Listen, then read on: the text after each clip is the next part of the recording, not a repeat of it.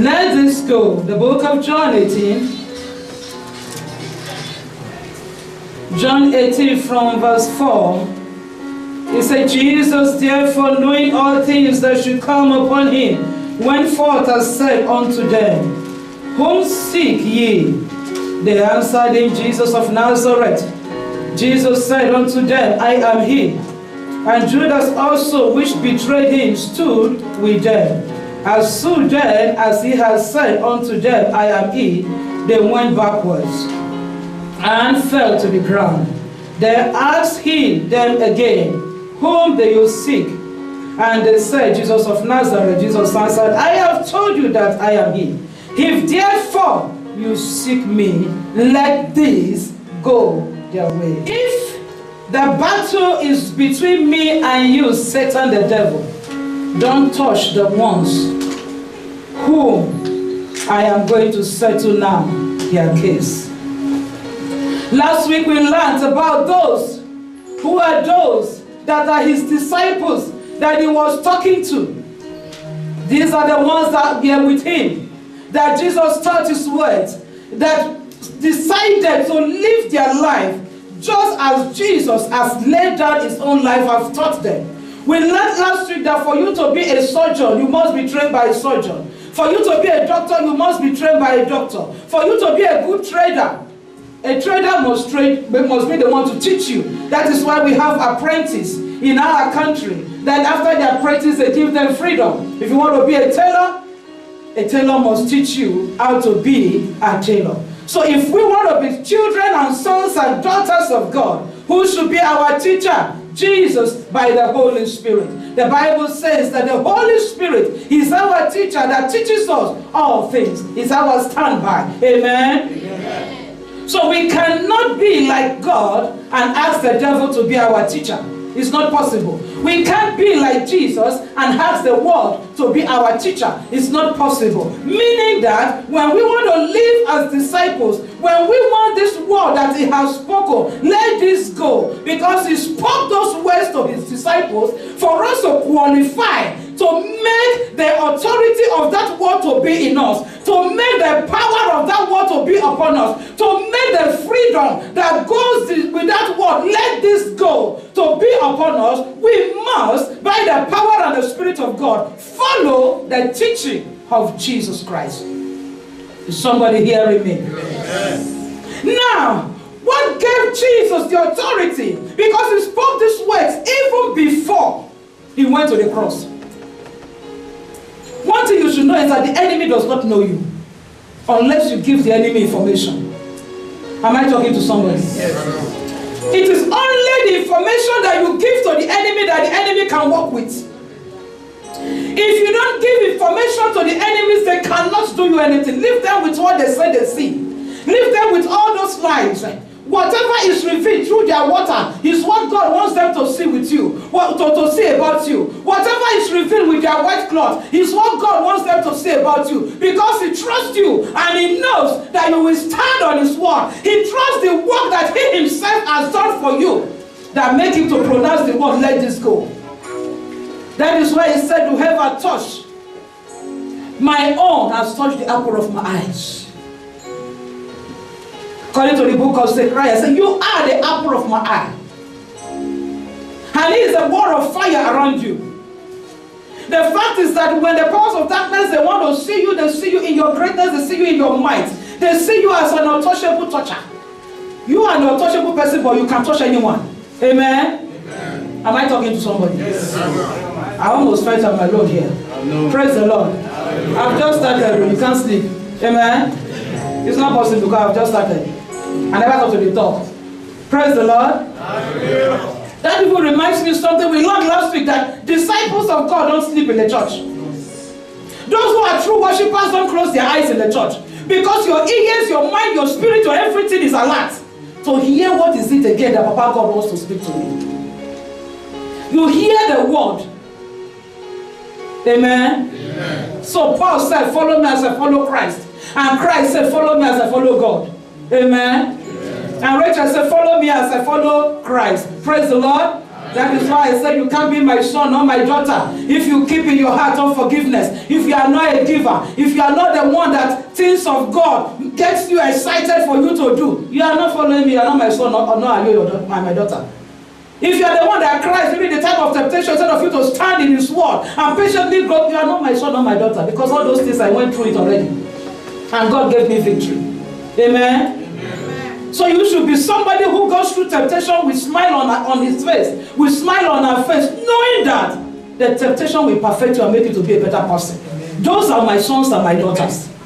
Because that is what God has put inside me. Amen? Amen. We don't fail. We are successful. Not because we are too good, but because God said, let this go. If you carry the mark of Christ, you are able to stand. They couldn't destroy the disciples. They preached in the last minute. That's why the Father they killed. They preached into heaven. Amen. They preached into heaven. They take the word of God into heaven, into eternity. Those are the disciples of God. They saw James being killed. They were not afraid. They saw Peter being killed. They saw all of them being killed in their very presence. Persecuted Stephen and every one of them. But they did not stop talking the word of God. Satan couldn't stop them. And that is why I told you people last week, say Satan, in short, you are the one that created him. Amen. In Christ Jesus, we are everything. Jesus created everything. And Jesus owns us. So Satan, me and you not be mates. I told you last week, Abi, Satan are your mates. He senior you, he care about you. You just have to know that.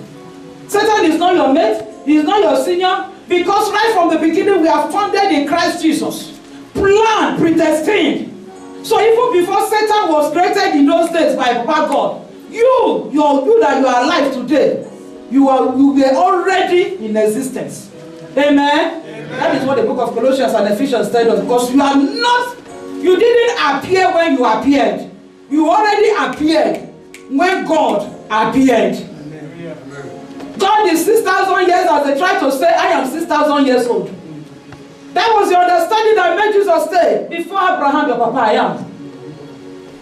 Before Abraham, I am. If we start catching the mentality, some things will become very easier for us. Amen? Amen. So before Jesus went to the cross, he declared, he said it. He said, let this go. Satan, you have no authority on the life of everyone that calls my name. Because the Bible says he had a name for himself, which is a name above every name. That at the name of Jesus, according to the book of Philippians 2, at the name of Jesus, every knee shall bow. Of things in heaven, of things on earth, and of things underneath the earth. And everything we confess that Jesus is Lord, to the glory of God the Father. Amen. Amen. He was going to the cross to end that name for himself. And the enemy did not know that they were helping him, because they didn't know the end of the story. Satan has seen people being resurrected to life. And they have watched their life and see that they have not done anything strange, anything different. He looked at Jesus and said, I will kill this one by myself. Make sure that he stays in hellfire and remain here under my control. Because he thought that when Jesus died, that is the end. He will finish it. Make sure that this one does not rise up again. It was his plan. So he was going out carrying the plan. And Jesus was telling him, I am. And the people Satan sent, they all fell. He didn't pick. In short, your enemies will push you onto their own grave in Jesus' name. Amen. They will think they are pursuing you. They don't know that Red Sea is about to close them. They will think they are pursuing you. They want to see the end of your life. They don't know that their own end is at hand. They are so blind with pursuing you, they are not seeing that God has already dug their pit that they are going to fall into. Amen. He said, let this go. They pursued Jesus. They didn't know they were going to die. Jesus prophesied to them that I am their owner, let them go. Satan could not check it. He will never check it until he dies. Your enemy won't be able to copy it until they perish. In the mighty name of Jesus. It is the word of God, will not be me right now. But I'm so proud to preach his word. Amen. And I'm so privileged that He's chosen me to preach His word. Because I know myself, I'm not good. But He makes me to be good. And I give Him all the glory. He said those words before He went to the cross because He knows what He wants to deliver to His disciples. He's not going to be around again. He wants to give them something that will make them to stand upon the authority that He has released. So He went to the cross to buy us again, because we have sold ourselves to Satan the devil. Amen? Amen. We have sold ourselves through our forefathers, Adam and Eve, to Satan the devil in the Garden of Eden. And He went to buy us so that we can be reconciled to God. And He wants you to know, as His disciples, that you are bought with a price. The price of His precious blood. You are the redeemed of God. Set free. You are full of sin. You used to be full of sin. The book of Romans 3, He said, all have sinned and come short of the glory of God. That includes you, that includes me. But that was then and not now. Amen? Amen. Romans 5 from 8. So that we can quickly move forward. He said, but God commended His love towards us in that while we were yet sinners, not while we are. While we were yet sinners, Christ died for us. Much more then, being now justified by His blood, we shall be saved from wrath through Him. For if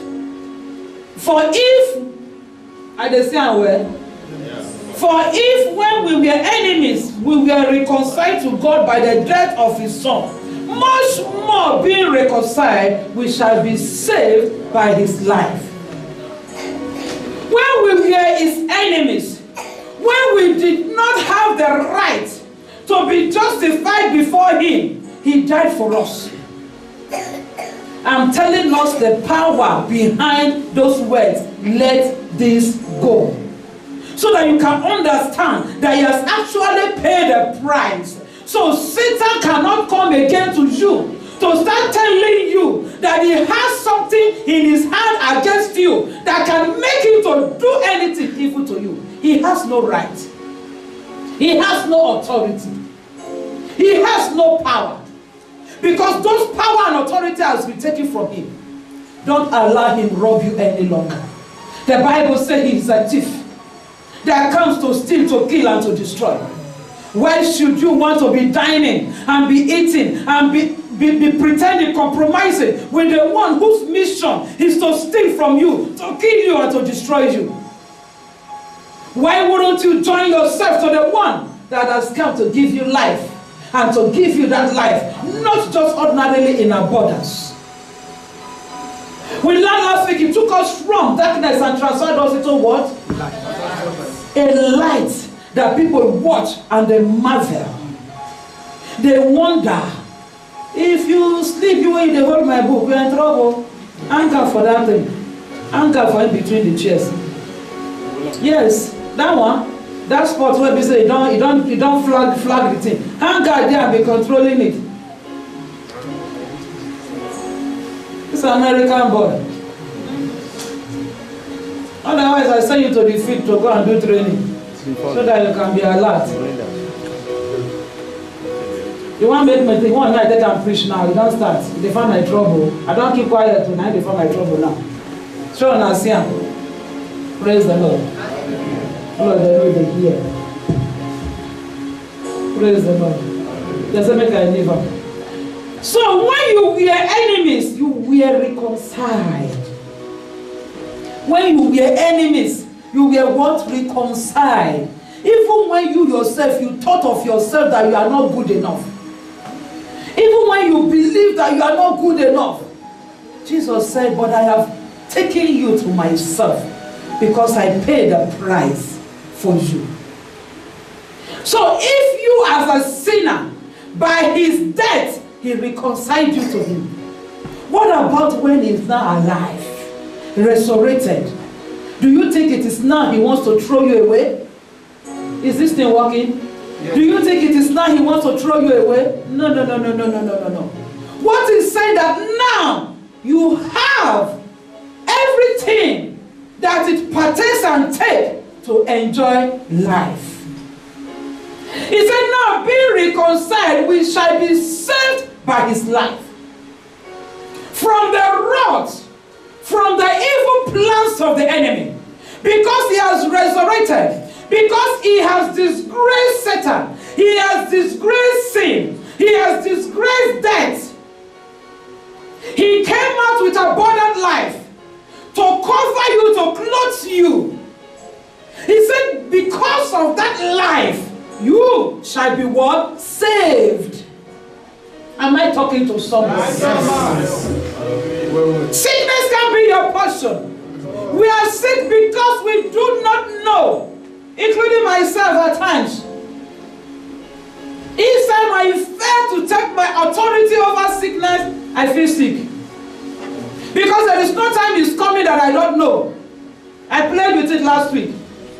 So you have to know that by his life, you are what? Saved. So you can tell anything that wants to raise up his head against you. You have no right over me. Amen? Amen. So you are reconciled. You are redeemed. You are adopted. Galatians 3:13. He said, Christ has redeemed us from the curse of the law, being made a curse for us. Yes. He being made a curse for us. Galatians 3:13 and 14. For it is written, cursed is everyone who is hanged upon a tree. Why did he do that? Why did he redeem you from the curse of the law? He says, so that the blessings of Abraham might come unto you. Unto you the Gentiles through Christ Jesus. You cannot be aligned. Why did he not say the blessings of Moses or the blessings of Solomon? Because those people were under the law. But Abraham was the one that was not in the law. He was living in the time where law was not shining them down. Am I talking to somebody? He and his sons, the patriarchs, Abraham and the 12 of them, they were all living in the time of grace. And you are living in the time of grace.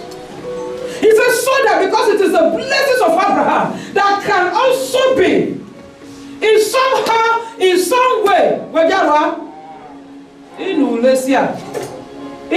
way, the blessings of Abraham are those ones that are being connected to that of Jesus. Amen. Amen. He says, so that the blessings of Abraham might come on the Gentiles through Christ Jesus, that we might receive the promise of the Spirit through faith. Yeah. The promise of the Spirit is life. The promise of the Spirit is freedom from darkness. The promise of the Spirit is you living in a marvelous light. The promise of the Spirit is you possessing your possessions. The promise of the Spirit is you receiving your visas, your stay permit, your husband, your children, your everything that God has blessed you with. Amen. This is like the promise of the Spirit. He said, even if you as human being, you know how to give your children good gifts. How much more the Father of all goodness? The Father of all goodness is able to give unto you everything and more abundantly than you even think of. Yes. Let this go. Let this go. Because he has redeemed. You are let go because you are redeemed. Because that curse, generational curse, foundation curse, traditional curse, whatever it is that has been spoken, Jesus took them and nailed them on the tree. Because curse is the one that is on the tree. So he became cursed so that you can receive blessings. Amen. Amen. Amen. Jesus became a curse for you. Sickness is a curse. Barrenness is a curse. Poverty is a curse. Not having a happy home is a curse. But the blessings of Jesus releases joy, releases peace, releases riches, releases everything that you need. Children. Amen. That is blessing. And I come to learn that the power of blessings is stronger than that of curse. Amen. Amen. According to what I read in the Bible, that is why God said, always bless than curse. Somebody wanted to curse, his name was Balaam, but he couldn't curse because blessing of God was upon the Israelites. Yes. God said that look at them, they are my chosen people, they are righteous. I said, who is righteous? These Israelites that are murmuring and complaining every day against Moses, but God said they are righteous. Why? Because He chose them to be righteous. Yes. I hope I'm talking. He has chosen you in Him to be a righteous person, redeemed you, delivered you, set you free by the power of His blood. That is why Satan cannot call you unrighteous. He cannot say, ah, you have committed sin, because of that I want to do it. Tell us, how to clap it. Keep quiet. Who are you? I'm not responsible to you, Satan. I am responsible to God. And that is why you cannot live in sin, but you will go onto your knees and say, Father, help me to be able to live like you. Help me to be able to live like you want me to live. The world are looking at us and they are watching us to see an example of what is called Christianity, to see an example of a follower of Christ, so that they can live like us. We are looking at them and copying them. Sodom and Gomorrah. I've said it last week, I'm repeating it. Not only interested in character, we shouldn't allow such to continue. We shouldn't allow Sodom and Gomorrah to enter into the church, homosexuality into the church, lesbianism into the church. Pastors are marrying two men together, marrying two women, and you say they are pastors? Where did they learn it from now? Okay. That is, we should know it very clearly. Confusing human people, confusing human beings. They are watching and say, which one now is the truth? And this pastor says, if there is nothing wrong for man to marry man.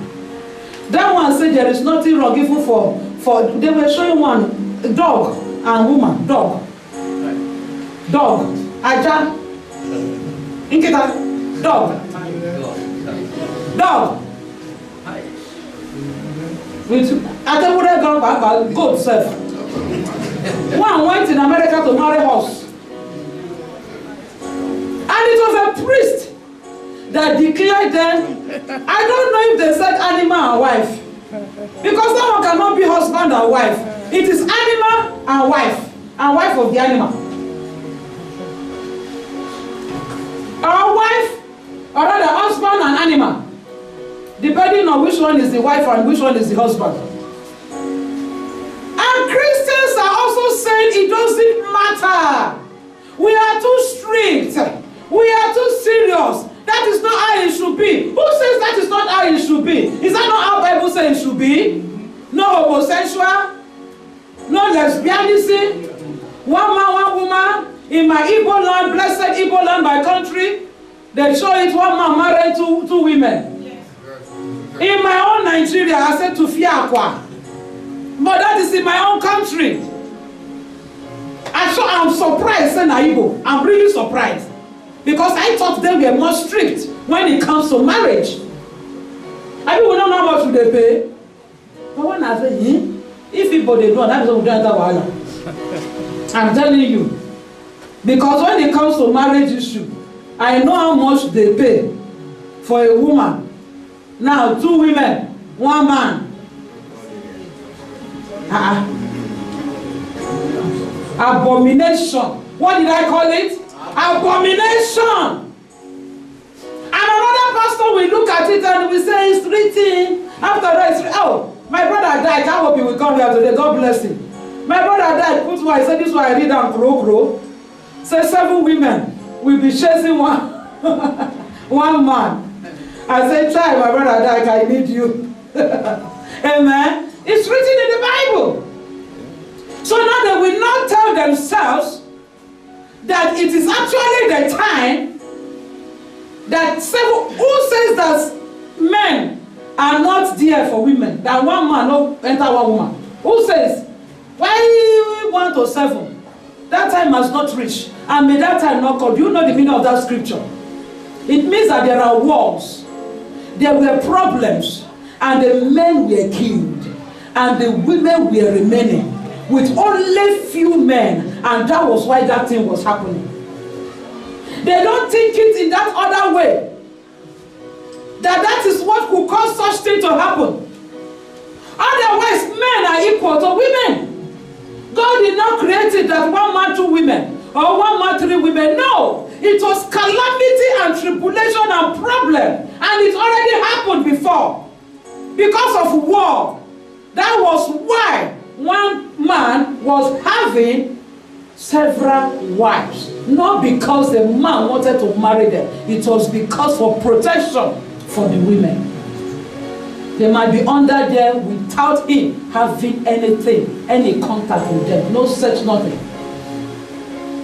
So we shouldn't look at that scripture in a fornicative, adultery way, because that is not what God wrote there. Amen? Amen. The world are looking at us to copy us. We should stop copying them, especially in our dressing. It's so... I mean, they give us these things, we buy it. Why? If you don't get any other style than torn trousers and torn skirts, put cloth under. I said it last week. Because if you go, that is the only thing you are buying in the market. Especially for we women. Oh, tear. Me too, I get tear. I put cloth under. Amen? Amen. So when they give it to us, we will not teach them how it should be, the fashion. They gave us a fashion that will expose us, that will naked us. What shall we do? We give them a fashion of how it should be. Bring your nakedness, I put clothing to it. So the next time that the designer will see that all the Christians have cloth under their torn trousers, they will take twice and redesign the trousers. Amen? Amen. When the designer sees that there is a short dress, very short, and what are the Christians doing? They are adding cloth to it to even disfigure what they have designed. They add another material to it to make it a better design. The designer tomorrow will make it long. Why should it be that it is the Muslims that are wearing long clothes? The Arabs are wearing long clothes, while the Christians are exposing themselves. Is it not a shame? Is it not a shame and abomination? God himself, he clothed himself with a cloud. Why did he do that? Why didn't he leave everything naked? Because there is importance of clothing. When Adam and Eve, they realized that they were naked, he took a fig tree and clothed them. The world is watching you and watching me to see an example of how to live, how the people that serve God live. He said, let this go. He paid the price. He redeemed us so that wrath, so that judgment will not come upon us. And let us stand because we are already justified in the mighty name of Jesus. Amen. Ephesians 1 from verse 4. I hope you are following me. I love you, huh? I know you people, you love me. No, I'm not shaking. Amen. My baby is smiling. I love you. Our God is good. He said, according he has chosen Jesus. He has chosen us in who? In Christ. Before the foundation of the world. That we should be holy and without blame before him in love. Having predestined us into the adoption of children by Jesus Christ to himself, according to the pleasure of his will. He chose us right from the beginning, and then he adopted us. From where did he adopt us? From Satan the devil, who has already received us. Because we gave ourselves to Satan the devil. But now, by his death, and because you responded to him, because somebody preached to you and you said, yes, Jesus, I want to accept you as my personal Lord and Savior. You became saved. You embrace salvation, which is you saying yes to Jesus, making him to be your Lord. He adopted you into his kingdom. He make you now his own child. And there is no good father who sees his child suffer. Am I telling somebody the truth? Yes. A good father and a good mother will not open their eyes to see the suffering of their children. I see good parents, they even die so that their children can live. A mother at birth, looking for a child for a long time. Towards the end, they said no. He said that you live, or the child live. And the mother said, let that child live. Let me die. At least when I die, people will know that I've given birth to a child. She didn't say, now that I have a child, let me die. I let the child die so that I can have another one. That is passion. Look at hurricane happening. Woman will carry the child on their head and they are drawn. Their body is holding the child who is alive. They themselves died. If you as a person can do that for the one that comes out of your loins, is it God that cannot do much more than that for you? He loves you so much that he does not want anything evil happen to you. Persecution is different. Temptation is different. Am I talking to somebody? I don't know. When you are persecuted, you say you are persecuted because of Christ. People will laugh you when you start putting cloth inside your trouser so that they will not see your skin. They will call you Atmodish. When you had something to your short skirt or something to your short dresses, they will call you what? Atmodish. It doesn't matter. Because you are a modern person in the eyes of God. Not only women or men, 6-pack and 12 packs. So they will need to put on a very tight t-shirt so that the 6-pack and the 12-pack can be seen. That is sexual abuse. That is what? Sexual abuse. Because when we talk, it's always it's the women that is attracting the men. Who says the men also are attracting the women? Why are you going to carry lift? So that are you a bodyguard? We are not a bodyguard. You go and carry lift so that here we wear. And you know that our eyes are meow when we see white person. So you will not say, you are also a sexual abuse person, not only the woman. Am I talking the truth? Yes. You to close your eye, look your wife, and look your husband. Amen. I mean, it's good for you to exercise, but put on decent clothes. There's nothing bad if you shape yourself, but put on what? Decent clothes. So he has chosen us in him before the foundation of the world, that we should, it's a must, that we should be holy and without blame before him in love. He's not even forcing us. He's not forcing us, but with love that we understand what he has done. Let us learn to live a sanctified life by the Spirit of God, because it is the Spirit of God that helps us to be sanctified. It's the Spirit of God that teaches us his word, open our ears to hear the word, and to convict our spirit to walk in the rightful ways. As I am teaching you now, the Spirit of God is also talking to you, touching your heart, telling you some dresses and some trousers and some t-shirts that you need to change. Am I talking to somebody? Yes, sir. That is how it is. Amen. It's having predestinated you unto the adoption of children, so that his good will and his good pleasure will become. Amen. So now you know you are redeemed, you are justified, and you should live a life of sanctification, so that in him, as he come on that day, you shall be glorified. This world is a temporary place. Only those who know that they are justified and redeemed, who are no longer afraid of sin, and they are not afraid of death. Because of what Jesus has done, they are the only one that look forward and know that they will enter heaven. A lot of people sitting down here, if the roll should be called now, bang, when the trumpet of the Lord shall sound, that time shall be no more. I know Sabia well again. And the morning, Sister said I know they there.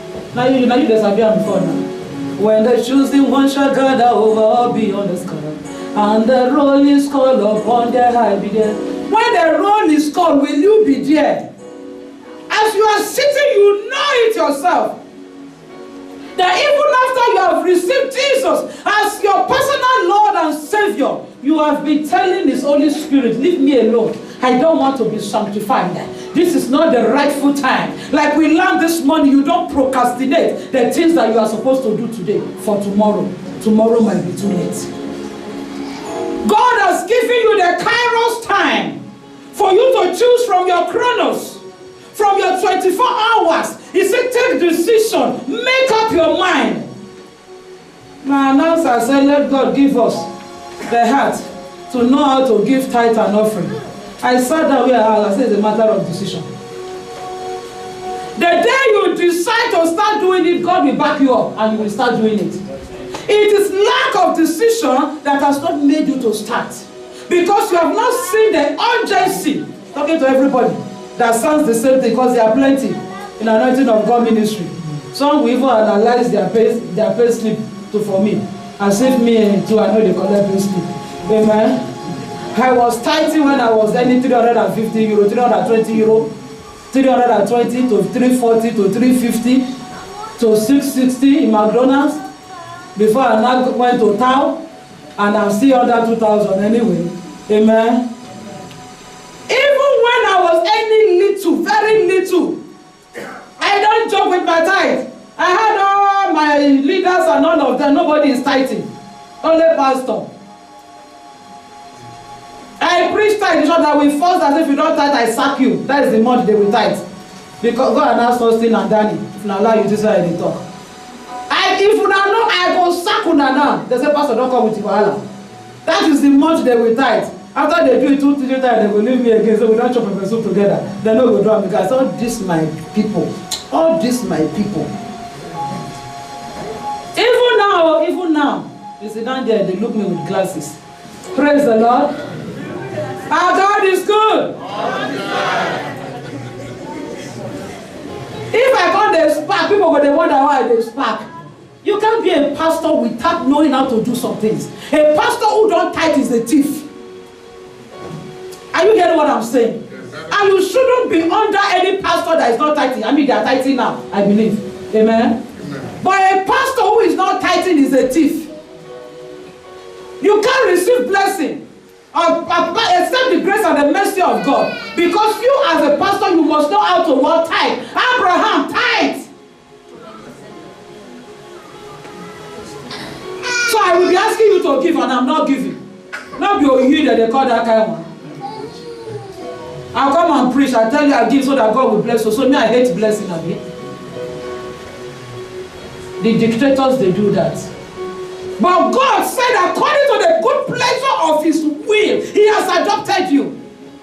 According to His will. So you take decision to serve Him, you will be able to serve Him well.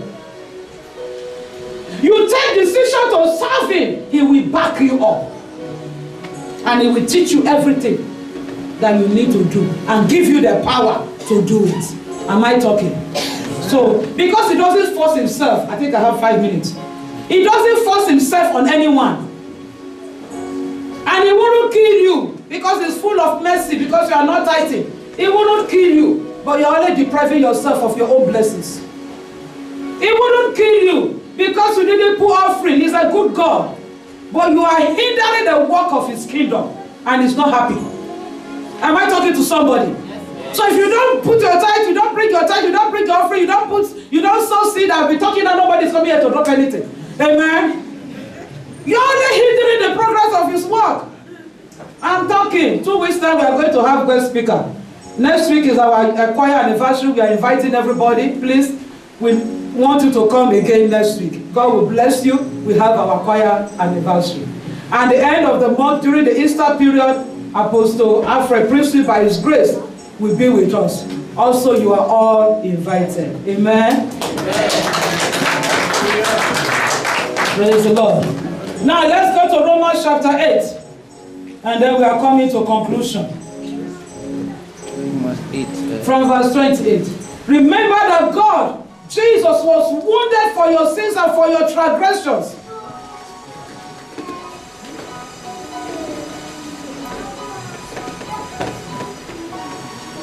When I listen to pastors that tithe, and they tell me that they give more than their salary. I'm happy. I do it in this my little way. And I know when I watch them and listen to them, I know one day I will be doing like them. I will be putting millions and millions into the kingdom of God. Because now, which should I call it struggling? I don't struggle in Jesus' name. Because now I give attention more than accountant. Am I telling the truth? Everybody there here will disgrace me if not lie, they lie. Praise the Lord. Disgrace me. It's better for you to disgrace me than you allow me to lie on the altar. I say it with confidence because I know what I'm saying is the truth. He's not afraid of me that I cannot answer. Amen. You all you know he's not afraid of me. No one is teaching, you know the way he answers me. That tells you he's not afraid of me. Praise the Lord. And I love him anyway. Our God is good. All the time. Now, let's go quick. He said, for we know that all things work together for good. To who? To them. Are you people here or am I the only one? I repeat it again. And we know that all things work together for good. To who? To them that love God. To who again? To them that love God. All things work together for good to them that love God, that are called according to his purpose. So what we have learned is that he predestined us, he adopted us, he redeemed us, he sanctified us. Because we are in the process of sanctification, so that we can be holy and live a life that is not blame in love. Living a life without blame in love. And when you are living a life that is without blame in love, he said all things will work out for your good. Amen. So that mark of let this go is upon everyone who love God and who are called according to his purpose. You that you are called to serve God, not only as a pastor, you are called to serve God. Even as a member, you are called to serve God in the cleaning department, the minister department, the choir department, the finance department, in any area. Men department, women department, children department, youth department. You are called to serve God. How are you serving God? Are you serving God in love? Are you serving God according to his purpose? Are you serving God so that his will can be done? If you are not serving God well, don't be surprised when temptation come and overtake you. If you are not serving God well, don't be surprised when you are persecuted and you get angry. If you are not I hope you are understanding what I'm saying. That is why you see that somebody will insult you and 5 days you have not forgiven the person. You are not serving God well. It should be a proof to yourself. You refuse to forgive. You refuse to love. And you say, I'm a Christian, I serve God. All things will work together for your good. I'm not cursing you. I'm reading the Bible. Because it is those who love God that all things work out together for their good. God does not go against his word. It is not me that wrote it. I myself, I follow the principle. If I don't follow the principle of loving people, of loving God, of praying, not selfish prayer of God, give me, and I'm not concerned about anybody, not because I'm a pastor. You are in the department of the men. Some things are happening in men department. Somebody is sick in men department. Somebody doesn't have visa in men department, and you are waiting for only the pastor to be praying to that person. You are not serving God well. You are a selfish person. Am I talking? Yes. If I don't understand the abuse, and I don't concern me. You are in the women department. You have your own children. There are one or two without a child, and you are not praying for that person. You are not interceding for that person. Even at times you are joining the people that gossip and look at that person. You are searching out the fault of that person. You are not crying for that person to enjoy the blessing that you are enjoying, to enjoy the joy that you are enjoying. You know what I said to you? You are a wicked person and you are not serving God well. Nothing can work together for your good when you are like that. That is just the truth. It's not my work only, it's our work. God did not write there that he called pastors only. He called everyone according to the purpose of his will, so that we can do him pleasure. Look at you that you have suffered a duro life. You have suffered refugee life. And you are able to come to church smiling and smiling. You say, hallelujah, you are praising God. When almost all my choir members now, then you come sit down, they want to carry the command. You can't go into fasting and prayer. Saying, God, have mercy and give them the visa. You did it for me. You take the name of this one. You take the name of that one. You put it in prayer. Such kind of prayer, God is happy. Not selfish prayers. God, give me. I want to be rich. I want to have money. My children, my this one. Now you get begin. I can't come here to pray without praying for the children of other people. I can't come here to pray. I pray for you to have businesses. And you go to fight on yourself. You are a wicked person. Belong to the devil. If you are not serving God with the whole of your heart, so that all things will work out together for your good and for the good of other people. God so loved the world that he gave his only son, the only one that he has, that whosoever believe in him will not perish but have everlasting life. He gave his only son. He gave everything. If you don't learn how and know how to give yourself out so that somebody else can enjoy pleasure, you are wicked. You belong to Satan and you don't belong to God. Those who belong to God, all things work out together for their good. Because they know that they are called according to the purpose of God. Not according to the purpose of Rachel, but according to the purpose of God. And God wants you to do good for somebody else. He said, for whom he did foreknew, he also did predestinate to be conformed to the image of his son. Let this go. Everyone who is confirmed, who has not been taught and not know how to be Jesus on earth, who give out their life to save other people. These are Jesus on earth, who are doing greater things than he did, giving themselves to serve God, giving out themselves to love God, giving out themselves to do the will of the Father. These are the ones who he foreknew to be conformed to the image of his son, conformed to the image of the son, conformed to the image of the son.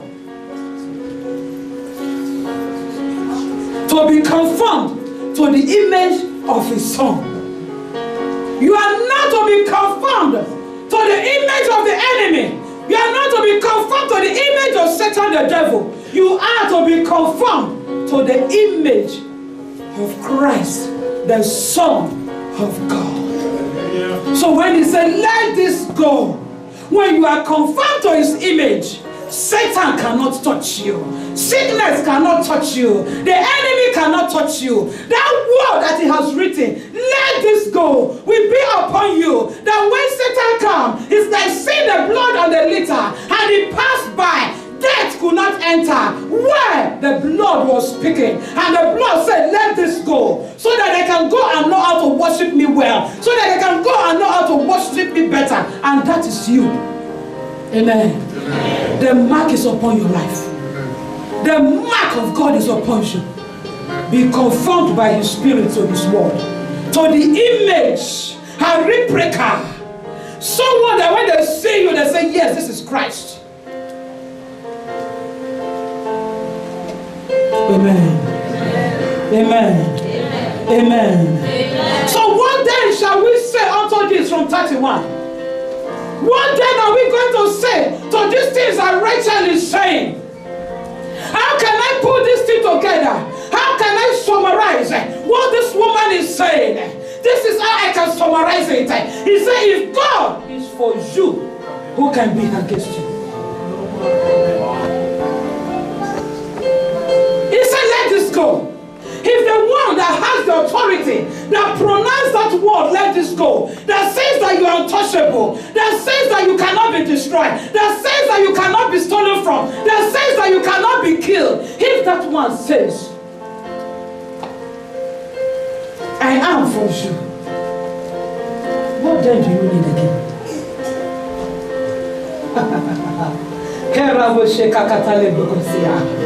Glory! Hallelujah! He said, what then shall we say to these things? If God be for us, who can be against us? He spared not his own son, but delivered him up for us all. How shall he not with him also freely give us all things? Who shall lay anything to the charge of God's elect? Hey! Rasutali! He said it is God that justifies. God has justified you. Amen. God has justified you. He said you are free, you are cleansed, you are holy, you are sanctified.